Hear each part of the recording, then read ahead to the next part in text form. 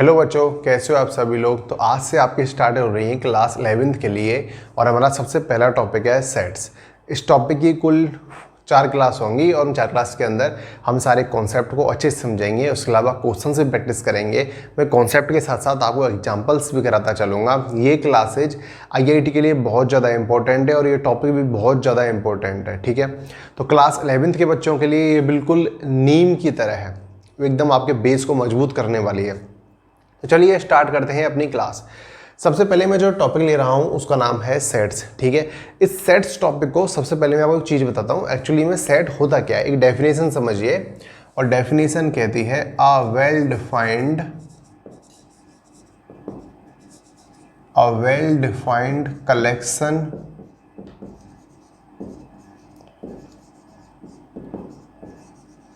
Of objects.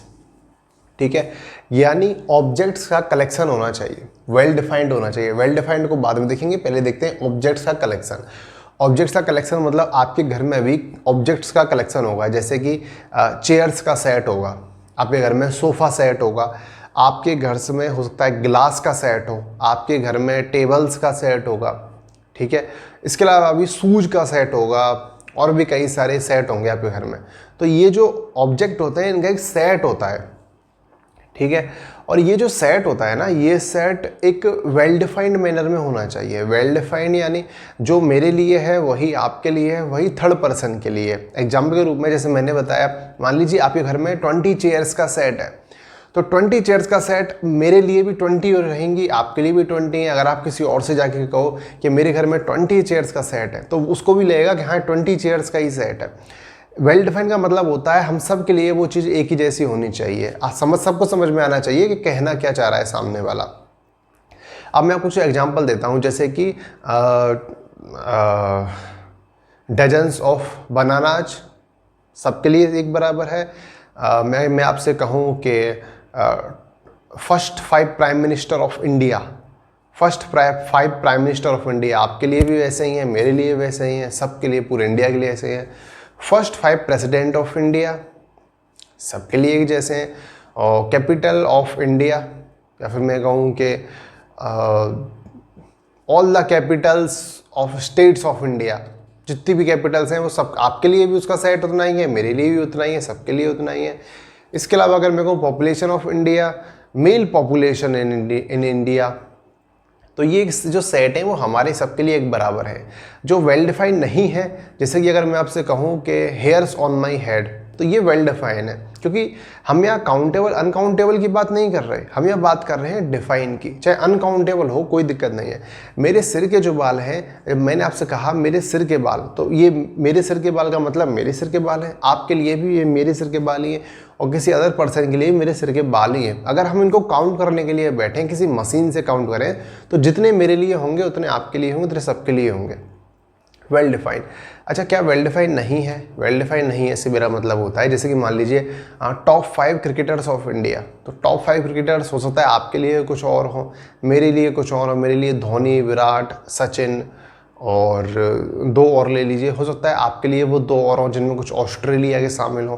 किसी third person के लिए अगर आप पाकिस्तान में जाएंगे तो वहाँ किसी के लिए कुछ और है, न्यूजीलैंड, जिम्बाब्वे, ऑस्ट्रेलिया, इन सभी लोगों के लिए वो अलग चीज़ अलग अलग हो गई। तो वेल डिफाइंड नहीं है, अलग अलग। और उसके बाद अगर मैं कहूँ कि टॉप 3 एक्टर्स ऑफ इंडिया, तो टॉप 3 एक्टर्स मेरे लिए हो सकता है वो दूसरे हों, जैसे कि मेरे लिए गोविंदा हो, गोविंदा के अलावा अगर हम कहें अक्षय कुमार हो सकता है, या फिर बॉबी देओल हो सकता है, सनी देओल हो सकता है। इस तरह से आपके लिए हो सकता है वो कुछ और हो, किसी थर्ड पर्सन के लिए हो सकता है टॉप 3 एक्टर्स ऑफ इंडिया विमल वाले हों, वो कहे जो विमल के अंदर जो 3 एक्टर आते हैं वो मेरे फेवरेट हैं। तो सबके लिए अलग डेफिनेशन हो गई, मतलब वेल डिफाइन नहीं है। ठीक है, तो यानी कलेक्शन ऑफ ऑब्जेक्ट होना चाहिए और वो हमारा वेल डिफाइन होना चाहिए। अब इस सेट को रिप्रेजेंट कैसे किया जाता है? देखो, एक करली ब्रैकेट बनाया जाता है इस तरह से, और इस करली ब्रैकेट के अंदर हम अपने एलिमेंट लिख देते हैं। यहाँ जो भी आते हैं एलिमेंट आते हैं, एलिमेंट कितने भी आ सकते हैं, ऐसा भी हो सकता है एक भी एलिमेंट ना आए और ऐसा भी हो सकता है इन्फिनिटी तक कई सारे एलिमेंट आए। मैं भर बता रहा हूँ, काउंटेबल अनकाउंटेबल से मतलब नहीं है, बस वेल डिफाइन होना चाहिए। ठीक है, तो अब हम बात करते हैं, जैसे कि मान लीजिए हम किसी सेट को डिफाइन कर रहे हैं, तो डिफाइन करने के लिए आपको कुछ थोड़े नंबर्स का आपको नॉलेज होना चाहिए, जैसे नेचुरल नंबर्स क्या होती है, होल नंबर्स क्या होती हैं, ताकि आप अपने सेट को या फिर सेट के अंदर जो एलिमेंट है उसको डिफाइन कर पाए। तो मैं आपको थोड़ा नॉलेज देता हूँ कि नंबर्स के बारे में।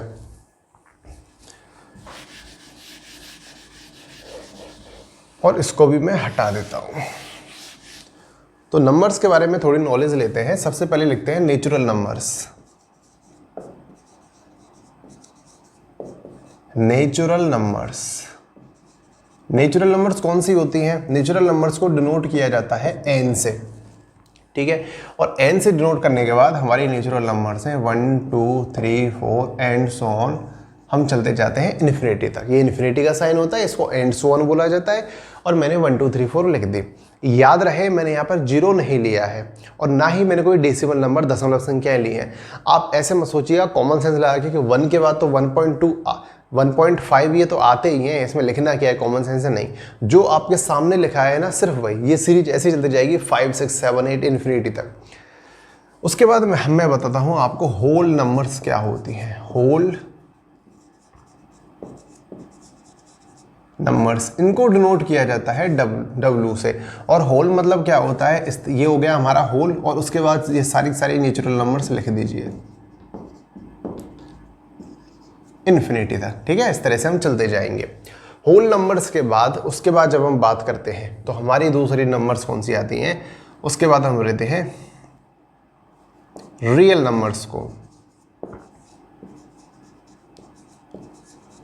रियल नंबर्स ले लेते हैं। रियल नंबर्स को कैसे डिनोट किया जाता है? रियल नंबर्स को डिनोट किया जाता है R से। और ये कौन सी होती हैं? ये होती हैं माइनस इन्फिनिटी से लेकर जितनी भी नंबर होती हैं, माइनस इन्फिनिटी से लेकर प्लस इन्फिनिटी तक। ये सारी के सारी नंबर्स, वो नंबर्स जो कि नंबर लाइन पर डिनोट की जा सकती हैं। इनमें 0 भी आएगा, इनमें √2 भी आएगा, और इनके अंदर बड़ी से बड़ा नंबर भी आएगा। इनके अंदर कोई पॉइंट वाली संख्या है वो भी आ जाएगी। कुछ भी इनके अंदर जो भी है वो सब आता चलेगा। माइनस का 0.2 भी आएगा, माइनस का √3 भी आएगा, माइनस का इन्फिनिटी भी आएगा, इस तरह से, ठीक है। तो यानी रियल नंबर्स हमारी वो नंबर्स जो कि नंबर लाइन पर डिनोट की जा सकती है। इन्फिनिटी नंबर लाइन पर कहीं तो आएगा, तो बिल्कुल लेंगे। माइनस का √3, मुझे नहीं पता √3 की वैल्यू क्या होती है, एग्जैक्ट वैल्यू मुझे नहीं पता, लेकिन नंबर लाइन पर कहीं तो आएगी, ठीक है। 0.2 दशमलव संख्याएं भी नंबर लाइन पर आती हैं, 0 भी आता है, √2 की वैल्यू भी आएगी, और कहीं ना कहीं, और पाई भी इसमें कहीं ना कहीं अटक जाएगा, ठीक है। पाई भी हमारा कहीं ना कहीं तो आएगा, हमें नहीं पता कहाँ आएगा, कहीं ना कहीं तो आएगा। तो ये होती है रियल नंबर्स। रियल नंबर्स के बाद जो नंबर्स मैं आपको बताता हूँ, और वो नंबर्स होती हैं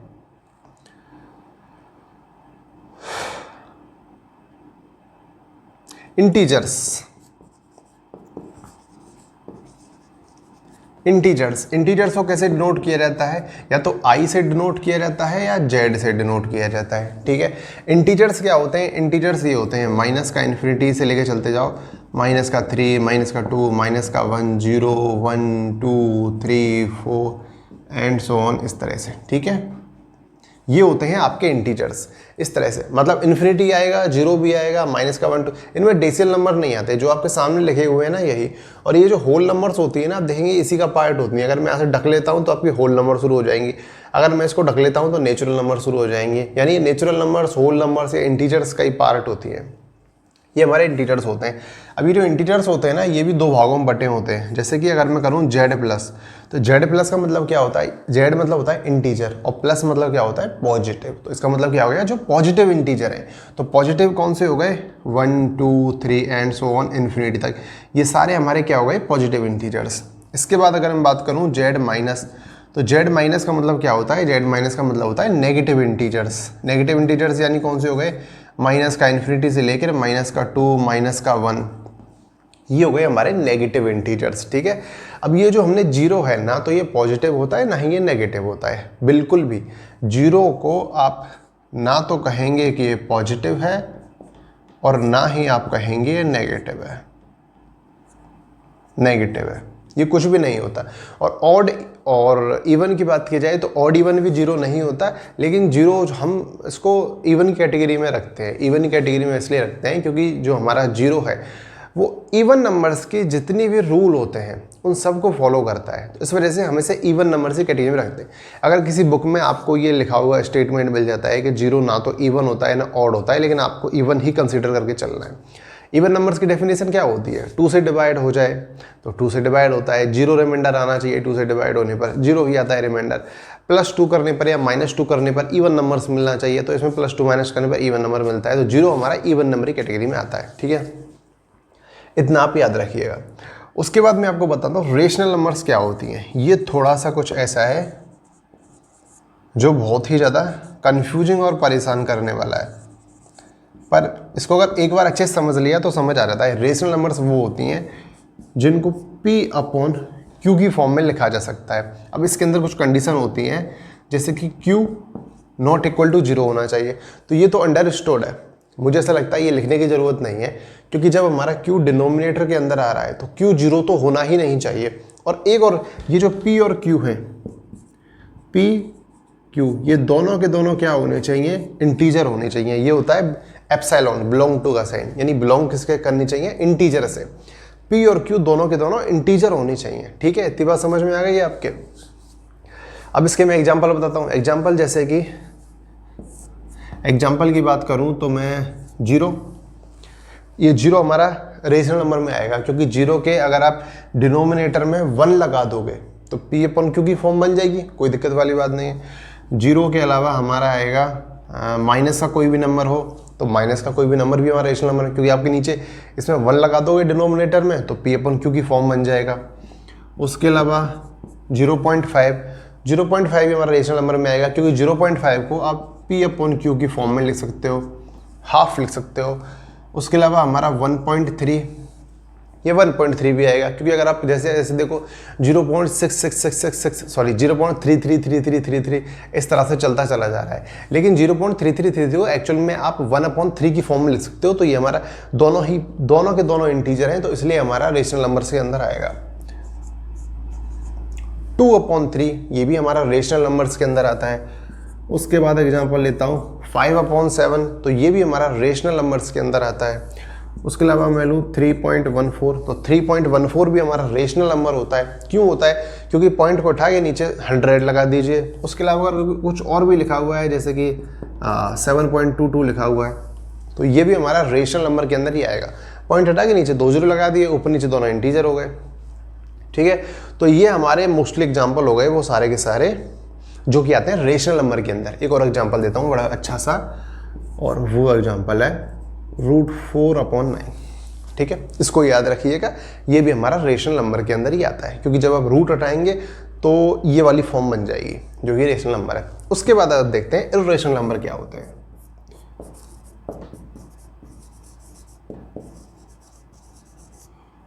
इर्रेशनल नंबर क्या होते हैं? अच्छा, ये जो रेशनल नंबर होते हैं ना, इनको Q से डिनोट किया जाता है, कैपिटल Q से, याद रखिएगा। इर्रेशनल नंबर क्या होते हैं? इर्रेशनल नंबर की सीधी सी डेफिनेशन है, जो हमारे रियल नंबर्स होते हैं जिन्हें हम R से डिनोट करते हैं, इस R में से इस Q को माइनस कर दीजिए। ठीक है, तो R में से जब हमने Q को माइनस कर दिया, यानी रियल नंबर्स में से रेशनल नंबर्स को माइनस कर दिया, तो जितने भी बचे कुचे हैं वो सारे के सारे इर्रेशनल नंबर हो जाएंगे। एग्जाम्पल दूँ तो एग्जाम्पल के रूप में लिखता हूँ पाई। सबसे अच्छा एग्जाम्पल है पाई। पाई की वैल्यू 22/7 नहीं होती, पाई की वैल्यू 3.14 नहीं होती, पाई की वैल्यू 3.14 इसके आगे चलती चली जाती है, और हमने लगभग 5 लाख डिजिट तक पता कर लिया है कि इसकी वैल्यू क्या है। उसके आगे ही हम चलते चले जा रहे हैं, लेकिन हमें एग्जैक्ट वैल्यू भी पता नहीं लग रही है क्या है।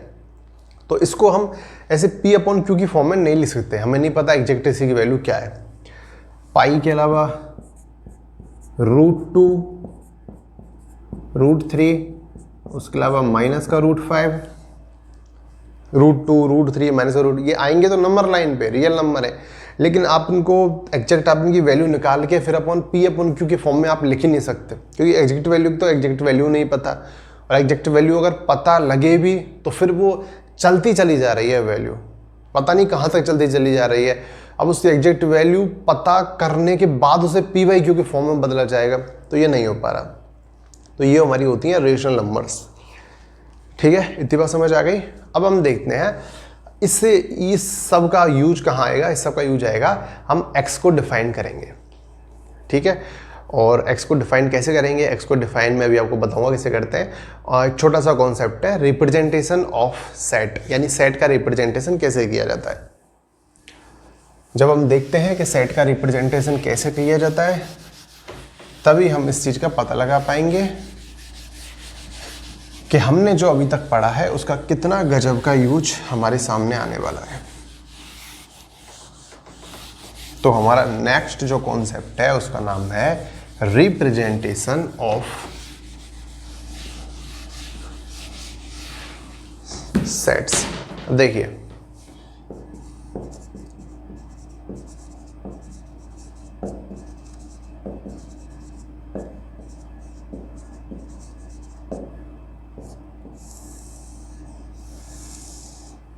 रिप्रेजेंटेशन ऑफ सेट क्या होता है। रिप्रेजेंटेशन ऑफ टेस्ट सेट्स को रिप्रेजेंट करने का तरीका ये दो टाइप से होता है, और ये दोनों ही टाइप अब हम आने वाली क्लासेज में पढ़ते चले जाएंगे। फिलहाल देखिए, सबसे पहले जो फॉर्म होती है ना, उसको बोला जाता है set builder form.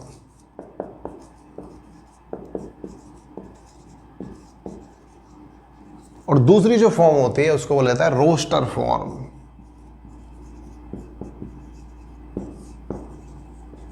Roster form, इसके दूसरा नाम भी है tabular notation.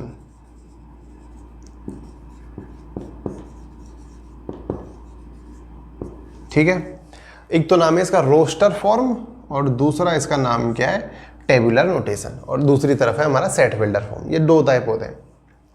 Set builder form का मतलब क्या होता है। सेट बिल्डर फॉर्म में ऐसे डिफाइन किया जाता है, मैंने आपको बताया था, अगर आप सेट को लिख रहे हो तो सेट के लिए कर्ली ब्रैकेट लगाना होता है। इसके अंदर एलिमेंट पुट किया जाता है। मान लीजिए मैंने एलिमेंट पुट किया x। ठीक है, अब इस x को मैं डिफाइन करता हूं कि x क्या है। तो x क्या है, x is a natural number less than 20। ठीक है, x क्या है, x is a natural number less than 20। ये हमारी कौन सी फॉर्म हो गई, सेट बिल्डर फॉर्म। अगर मैं इसी को लिखूं रोस्टर फॉर्म या टेबुलर नोटेशन के अंदर, तो मैं कैसे लिखूंगा, तो मैं लिखूंगा सब मेरा एलिमेंट क्या है x, और x क्या है, नेचुरल नंबर लेस देन 20। यानी मेरे पास क्या आएगा 1 2 3 4 एंड सो ऑन 19 तक। ठीक है, तो ये हो गया सेट बिल्डर फॉर्म, ये हो गया रोस्टर फॉर्म। अच्छा, एक एग्जांपल लिखते हैं रोस्टर फॉर्म के अंदर, और रोस्टर फॉर्म के अंदर एग्जांपल लिखते हैं 2 4 6 8 एंड सो ऑन 100 तक। ठीक है, अब यहाँ मैं क्या लिखता हूँ, यहाँ मैं इसको डिफाइन करता हूँ किसमें, सेट बिल्डर फॉर्म के अंदर। तो कैसे डिफाइन करूँगा, सबसे पहले सेट लगा दिया, एलिमेंट मैंने मान लिया मेरा एलिमेंट है x, और x को मैं डिफाइन कर रहा हूँ कैसे, x is a even natural number, even natural number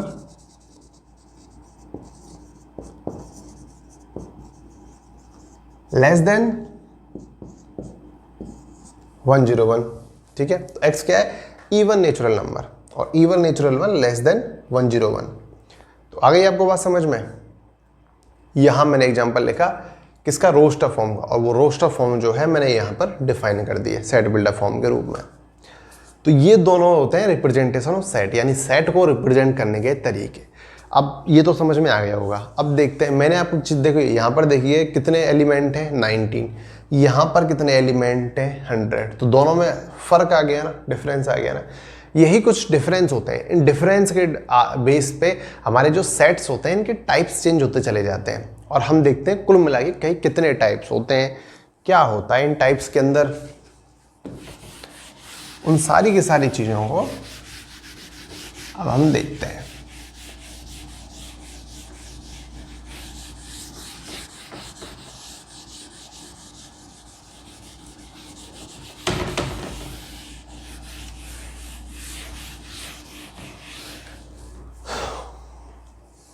तो देखिए, अब हम देखते हैं types of set.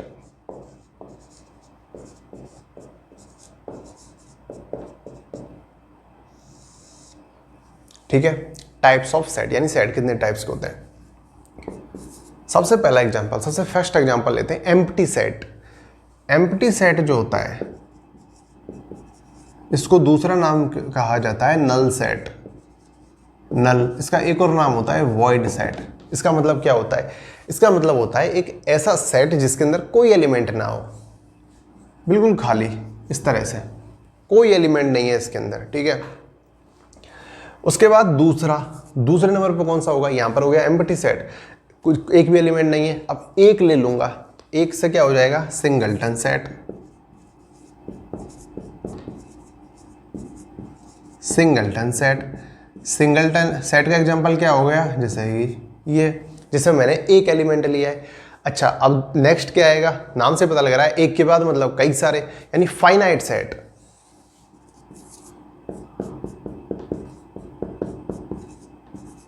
Finite set, finite set यानी 1 2 3 एंड सो ऑन 100 तक।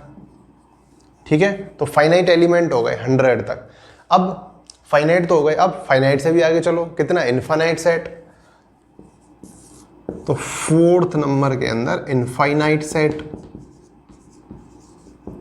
इनफाइनाइट सेट मतलब क्या होता है? चलते चले जाओ, मैं जितने भी होल नंबर्स हैं उन सबको ले लेता हूँ, 0 1 2 3 एंड सो ऑन इन्फिनिटी तक। तो ये हमारे क्या हो गए? ये हमारे हो गए भाई साहब इनफाइनाइट सेट। अच्छा, इनफाइनाइट सेट के बाद अब कौन सा आएगा? इनफाइनाइट सेट के बाद 5 नंबर पे आता है। अब देखिए यहाँ पर 100 एलिमेंट थे, यहाँ पर इन्फिनिटी थे, यहाँ पर 1 था, यहाँ पर एक भी नहीं था। तो अब ये तो टाइप्स कंप्लीट हो गया, इस तरह का तो कंप्लीट हो गया। अब दो जो सेट होते हैं उनके बीच में भी कुछ सिमिलरिटी होती है जिनके बेस पे हम देखते हैं। सबसे पहला देखते हैं इक्वल सेट। इक्वल सेट क्या होता है? इक्वल सेट होता है alpha beta alpha beta beta alpha alpha beta, यानी ऐसे सेट जिनके अंदर हम सेम एलिमेंट को यूज कर रहे हो। एलिमेंट सेम होने चाहिए, नंबर्स आगे पीछे हो। इसके अंदर क्या है? Alpha beta. इसके अंदर एलिमेंट कौन से? Alpha beta. हालांकि बीटा रिपीट हुआ है लेकिन है अल्फा बीटा। इसके अंदर अल्फा बीटा, अल्फा 2 टाइम्स आया है, रिपीट हुआ है, लेकिन है तो एलिमेंट अल्फा बीटा ही। तो ये सब क्या कहलाएंगे? Equal set. इक्वल सेट कहलाएंगे। अच्छा, इक्वल सेट के अलावा भी एक होता है इक्विवेलेंट सेट। इक्विवेलेंट सेट, ये कौन सा होता है इक्विवेलेंट सेट? ये ऐसा होता है इसके अंदर तो हमारे जो एलिमेंट्स थे वो सेम थे लेकिन नंबर्स अलग अलग थे। अब एक काम करता हूँ, एलिमेंट्स अलग अलग कर देता हूँ, नंबर सेम रख देता हूँ। जैसे कि अल्फा बीटा गामा, जैसे कि ए बी सी। ठीक है, एक और ले लेता हूँ 1 2 3। तो देखिए ये इक्विवेलेंट सेट है, इसके अंदर ये इसमें कितने एलिमेंट हैं? 3 एलिमेंट हैं, इसमें 3 एलिमेंट है, इसमें 3 एलिमेंट है, यानी number of elements are same. Number of elements are same. ठीक है, नंबर्स ऑफ एलिमेंट कितने? सेम। 3 है 3 है 3 है, हालांकि अलग अलग हैं लेकिन कोई बात नहीं है तो सब में 3 ही। तो वो क्या कहलाएगा? हमारा इक्विवेलेंट सेट कहलाएगा। यहाँ तक हमारे 6 तक कंप्लीट हो जाते हैं। इसके बाद हम देखते हैं एक बहुत ही मज़ेदार और प्यारा सा, और उसका नाम है यूनिवर्सल सेट।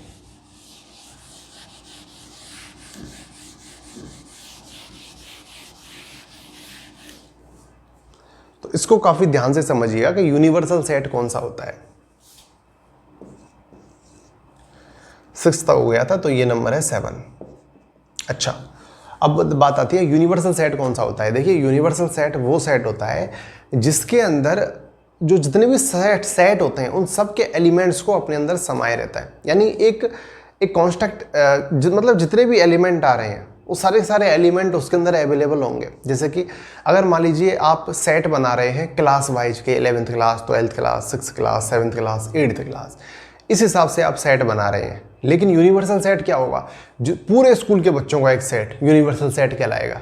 अगर मान लीजिए आप एक क्लास के अंदर सेट बना रहे हैं सब्जेक्ट वाइज के, इनके पास मैथ्स है, इनके पास बायोलॉजी है, इनके पास आर्ट्स है, इस तरह से आपने कैटेगरी बांट रखी है 12th क्लास के बच्चों की कि ये मैथ वाले, आर्ट वाले, बायोलॉजी वाले।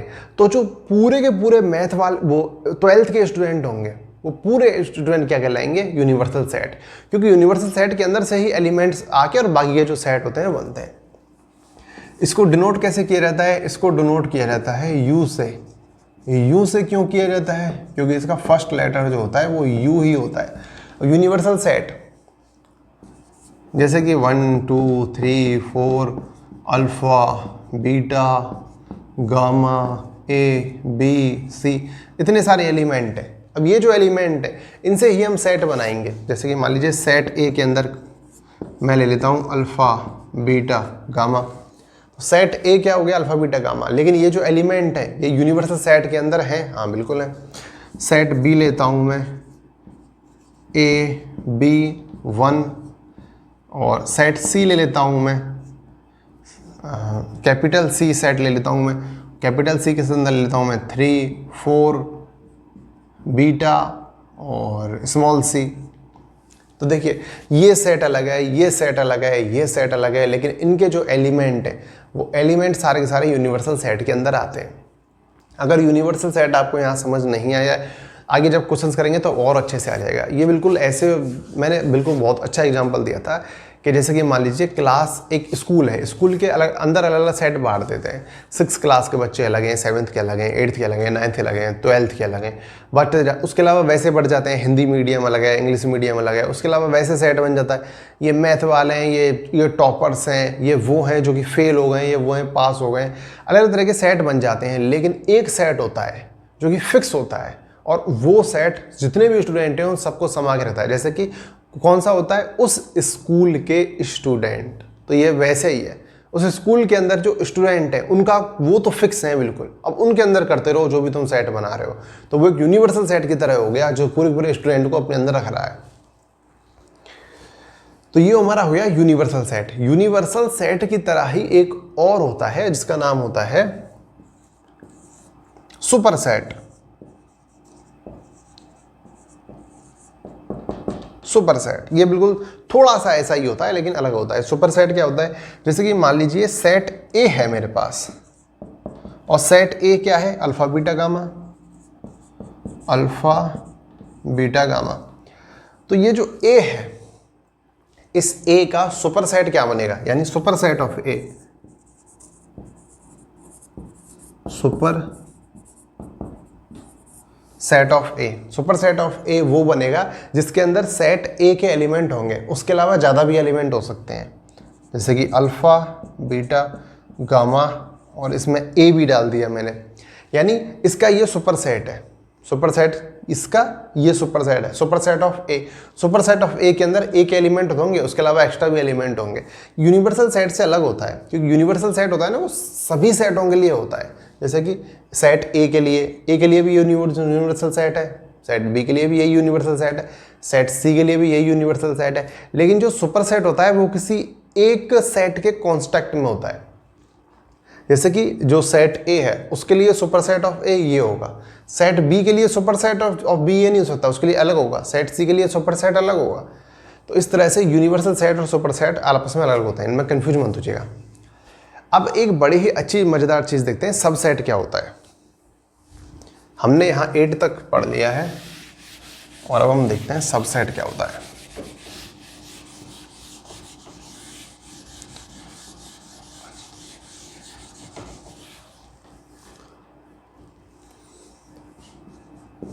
नाइन नंबर पर हम देखते हैं सबसेट क्या होता है। देखिए नाम से ही पता लग रहा है, मान लीजिए एक सेट है और सेट में ले रहा हूँ ए, और ए के अंदर एलिमेंट कौन से हैं, alpha, beta, gamma, A, B, सी। ठीक है, ये सेट ए है, ये इसके एलिमेंट है। अब ध्यान से सुनिएगा, सबसेट मतलब एक छोटा सेट, मतलब इसके एलिमेंट को लेकर मैं छोटे छोटे सेट बनाते जाऊं, वो सेट ए के क्या कहलाएंगे, सबसेट कहलाएंगे। अब मैं यहाँ पर लिखता हूँ subset of A, subset of A. तो मान लीजिए मैं इनमें से एक एलिमेंट लूँ अल्फ़ा, तो ये बन गया एक सबसेट, तो ये बन गया। अब मान लीजिए मैं इनमें से 2 ले लूँ, एक सबसेट ये बन गया। मान लीजिए मैं इन 4 का लेके बना लूँ अल्फ़ा बीटा ए बी, एक ये बन गया। ऐसा भी हो सकता है मैं इन सब को लेके बना लूँ, तो सब को लेके बन सकता है alpha beta gamma A B C. यानी सबसेट का मतलब होता है सेट के एलिमेंट्स को ले लेकर उसके सबसेट बनाते चले जाइए। अब इसमें एक बहुत ही मज़ेदार चीज़ आती है कि अगर मैं इनमें से कोई भी एलिमेंट ना लूँ, तो यानी एम्प्टी सेट, नल सेट जो मैंने आपको बताया था कि जिसमें एक भी एलिमेंट नहीं होता, तो वो भी क्या होगा, एक सबसेट होगा। और वो कमाल की बात है कि जो सबसेट होता है वो सभी का होता है। मान लीजिए ए है, बी है, सी है, जितने भी सेट हैं उनका फिक्स होता है कि एक सबसेट तो सबका होगा। वो कौन सा होगा, नल सेट। तो यहाँ पर स्टार मार्क करके हम लिख सकते हैं कि null set is a subset of every set. यानी जो नल सेट होता है वो हर एक सेट का सबसेट होता ही है। आपके पास एक ऑप्शन होता है कि आप किसी भी एलिमेंट को बिना लिए एक सेट बनाएं, ठीक है।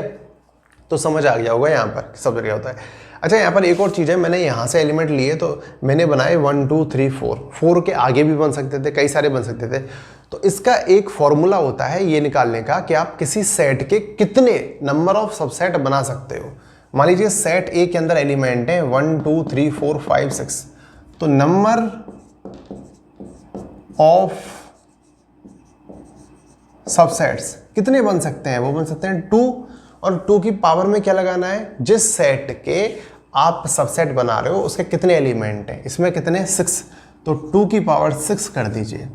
यानी इस तरह से जो मैंने बनाए हैं 4, ये एक्चुअली 4 से कहीं ज़्यादा बनेंगे। और कितने बनेंगे, 2 की पावर 6। एक और एग्जांपल दूं, मान लीजिए सेट है हमारे पास बी, और सेट बी के अंदर एलिमेंट कितने हैं, मात्र 2, ए और बी। तो इसके अगर मैं आपसे पूछूं नंबर ऑफ सबसेट्स, यानी सबसेट्स कितने बनेंगे, तो कितने एलिमेंट हैं 2, तो 2 की पावर में नंबर ऑफ एलिमेंट्स चढ़ा देने हैं और कितना आ जाएगा 4। यानी इसके 4 सबसेट बनेंगे। आप भले निकाल के देख लीजिए। फर्स्ट टाइम में तो मैं एक भी नहीं ले रहा, तो सबसे पहला सेट बन गया। फिर मैं ए को ले रहा हूँ, दूसरा सेट बन गया। फिर मैं बी से को ले रहा हूँ, तीसरा सेट बन गया। फिर मैं दोनों को ले रहा हूँ, 4 नंबर का सेट बन गया। तो 4 सेट बन गए और आंसर से भी हमारा क्या आ रहा है, आंसर से भी हमारा 4 ही आ रहा है। तो आई थिंक आज की वीडियो काफ़ी लंबी हो गई, इस वीडियो को यहीं फिनिश करते हैं। आपका जो भी डाउट हो कमेंट बॉक्स में पूछ लीजिएगा। ये वीडियो आपके लिए काफ़ी ज़्यादा हेल्पफुल रही होगी। इसके बाद 3 वीडियो और आएंगे और सेट टॉपिक कंप्लीटली खत्म हो जाएगा। Very very thank you.